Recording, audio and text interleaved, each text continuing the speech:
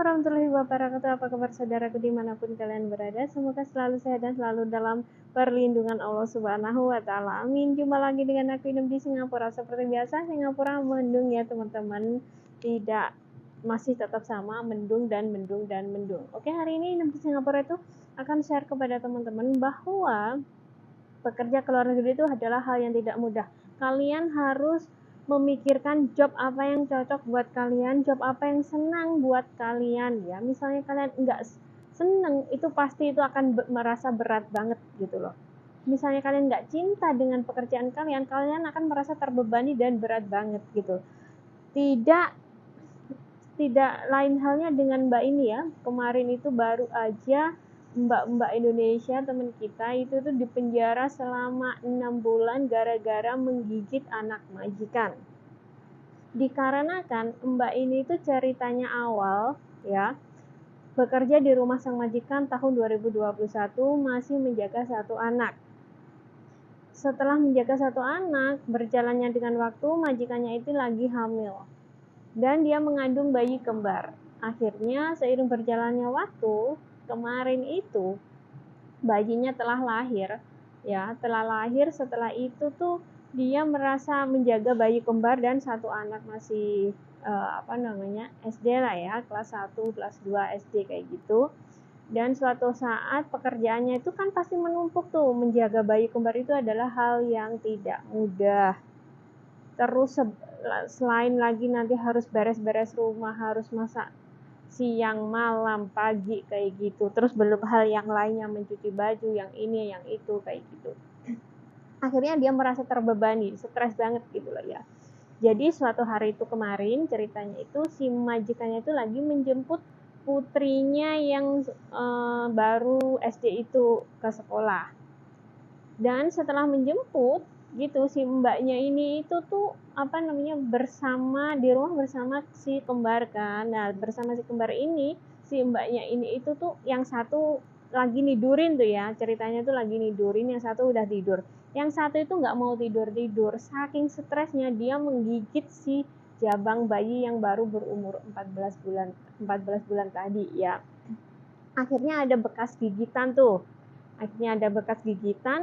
dan saking stresnya tuh si mbaknya tuh sebenarnya takut sih kalau sudah kejadian seperti itu gitu. Akhirnya majikannya pulang. Setelah majikannya pulang, majikannya ini membantu tuh masak buat si anak-anak gitu. Setelah membantu dan akhirnya majikannya pun akan mengasih makan si kembar. Setelah itu majikannya menggendong, membopong si kembar. Ya salah satu dari kembar mereka lah ya kayak gitu. Akhirnya melihat tuh kok ada bekas gigitan itu di tangan anakku kayak gitu. Akhirnya majikannya tuh langsung curiga bahwa si kembar ini tadi tuh salah satunya itu tuh digigit oleh si pembantunya. Awalnya si mbak ini tuh menolak pengakuan tersebut, menolak. Namun akhirnya terlihat dari CCTV sang majikan gitu ya. Akhirnya langsung tuh menelpon polisi. Setelah menelpon polisi, dibawalah si mbak ini ke kantor polisi dan akhirnya dijatuhi hukuman 6 bulan penjara karena sudah benar-benar terbukti karena si bayi ini sudah ada bekas gigitan gitu loh teman-teman. Jadi dari sini kita bisa mengambil hikmah dan pelajaran, jangan main iya aja mengambil job ya. Usahakan mengambil job itu yang sama dengan karakter kalian, bersih-bersih atau apa kayak gitu, maksudnya yang kalian senangi gitu loh. Kalau kalian senang, kalau kalian cinta, jobnya itu akan terasa ringan. Namanya cinta, namanya senang itu pasti apapun, seberat apapun itu akan merasa ringan. Beda kalau dengan sudah nggak demen, sudah nggak cinta, sudah nggak senang kayak gitu tuh ringan pun akan terasa berat. Yang namanya kerja ya tetap sama lah ya mbak. Kerja di mana-mana itu berat. Ada susah, ada seneng, banyak susahnya malah karena terus kena komplainan dari sang majikan biasanya tuh kayak gitu. Jadi buat teman-teman dari sini kita bisa mengambil pelajaran bahwa kalian apapun yang terjadi jangan pernah menganiaya anak majikan ya, meskipun kalian gerundel, meskipun kalian pegel, meskipun kalian kesel dengan sang majikan, jangan pernah ya, karena semua majikan di sini otomatis ya mereka itu menaruh CCTV itu, kebanyakan mayoritas gitu ya, maksud aku tuh mayoritas mereka tuh menaruh CCTV karena mereka tuh menjaga kenyamanan dan keamanan sih, terutama sama dengan yang anak-anak, menjaga anak-anak kayak gitu tuh mayoritas mereka menaruh CCTV gitu loh ya.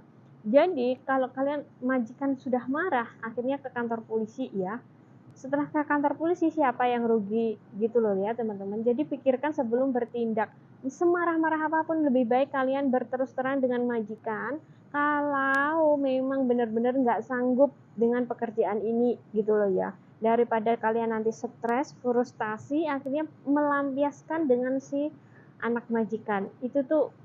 Pokoknya pikirkan dulu sebelum bertindak ya teman-teman ya.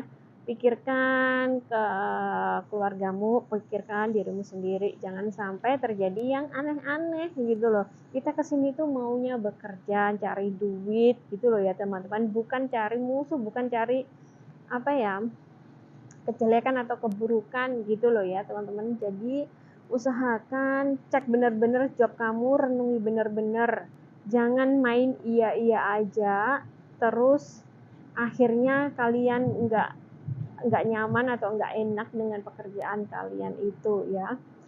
Ya, semoga sharing dari ini itu bermanfaat buat teman-teman semuanya, dan cukup sekian.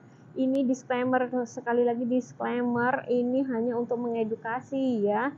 Jangan pernah melakukan tindakan yang bodoh, bunuh diri, menganiaya anak majikan, ataupun menganiaya nenek, kakek, ya orang yang kita jaga lah intinya tuh kayak gitu. Jangan pernah menganiaya mereka, karena kalian tuh harus mengerti juga majikan mengambil pembantu itu nggak murah loh ya teman-teman. Itu beribu-ribu dolar loh ya, minimal 4-5 ribu loh gitu loh. Jadi ya mereka yang maunya perfect, namun ya harus, nggak semua orang perfect sih, cuman kita berusaha gitu aja ya. Kalau memang benar-benar nggak bisa dengan pekerjaan, lebih baik kalian bilang terus terang dengan sang majikan gitu loh ya. Disclaimer dulu ya, ini bukan maksud untuk menjelekan gitu. Cukup sekian dan wassalamualaikum warahmatullahi wabarakatuh.